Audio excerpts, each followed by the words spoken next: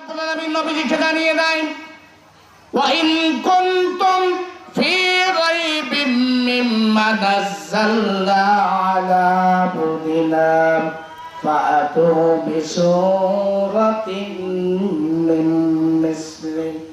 আমি আমার বান্দার উপরে যে কিতাব নাযিল করেছি এই বিষয়ের প্রতি তোমাদের যদি কোনো সন্দেহের কোনো অবকাশ যদি থাকে তাহলে তোমরা কি করো, ফাআতু বিসূরাতিন মিন মিসলি, তাহলে কোরআনের মতো ছোট্ট একখান সূরা তোমরা রচনা করিয়ে আনো।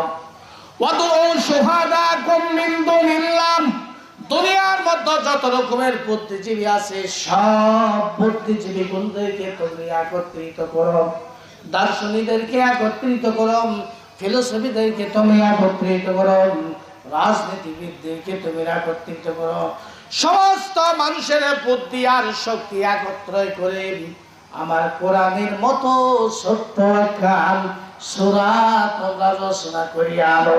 জয় কোন সুবহানাল্লাহ। আজ থেকে ১৫০০ বছর হয়ে গেল। কত বছর? ১৫০০ বছর হয়ে গেল। আল্লাহর কোরআনের এই চ্যালেঞ্জের মোকাবেলায় পৃথিবীর বুকে বহু মনীষী এসেছেন, বহু রাজনীতিবিদ এসেছেন, বহু দার্শনিক এসেছেন, আপনার কবি এসেছেন, সাহিত্যিক এসেছে। আল্লাহর কালামের চ্যালেঞ্জের মোকাবেলায় আজ পর্যন্ত কেউ আসতে পারে না।